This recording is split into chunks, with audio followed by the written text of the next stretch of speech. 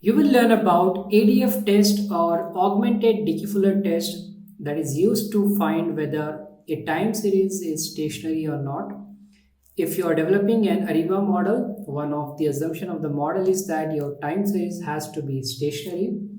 Let's see how you can use this function to check the stationary of your time series. I will import pandas as PD, import matplotlib dot pyplot as plt, and then from statsmodels dot time series analysis dot stat tools import Adfuller test or just Adfuller. Now I'm going to import my CSV file and save it in the variable df.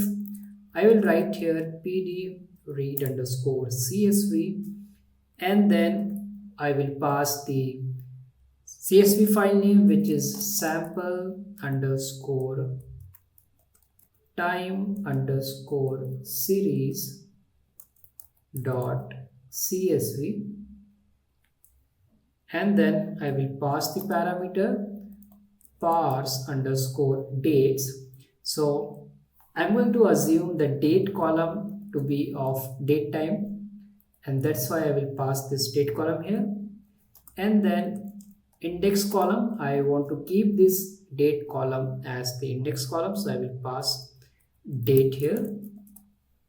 Let us print df dot head.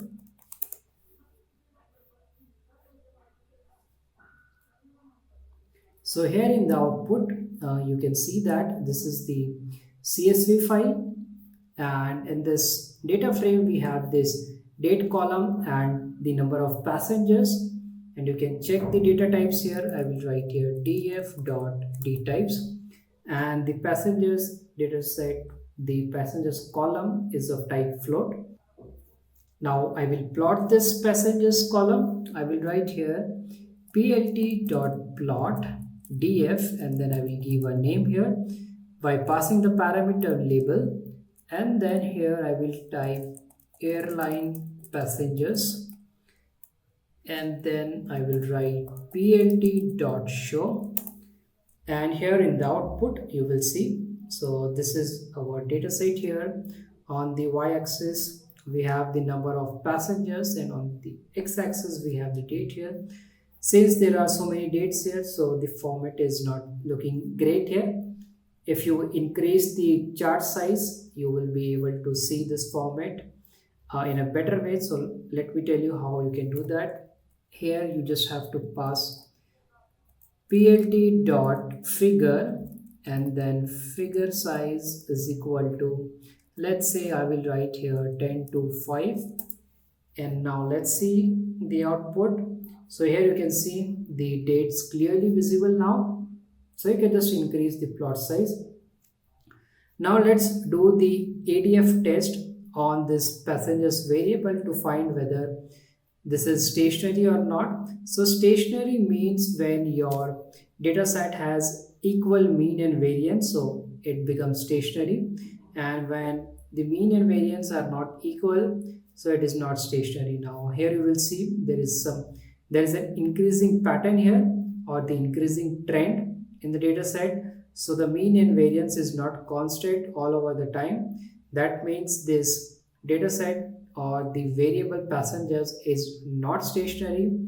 At least looking at the variable we see that, but we need to find it out. So for that we will apply a ADF test here. I will save the result in the variable ADF underscore test, and then I will call this Adfuller, and inside this I will pass the column name, which is passengers, because I want to check whether the variable passengers is stationary or not, and then I will print this ADF underscore test. Now here in the output you will get some numbers here. So these numbers represent different things. So the first number is nothing but the test statistics minus 0.145. The second number is the number of interest. This is the p-value, and the p-value should be less than 0.05. Then only we can say that the data is stationary. But since the p-value is greater than 0.05, which is 0.9 in this case, that means this data set is not stationary, and we have to make this data set stationary, and I will tell you what steps you have to do. And if you are not sure about these values, so let me write a print statement that will help you understand. So first I will write ADF statistics. So from this ADF test at index 0, we get the test statistics here. Then the second one is print. This is going to be p-value, and this is at the index number 1, ADF test of 1. And then let's print the critical values. Print, then I will write here critical values, and this is at index number 4, so I will write here 4.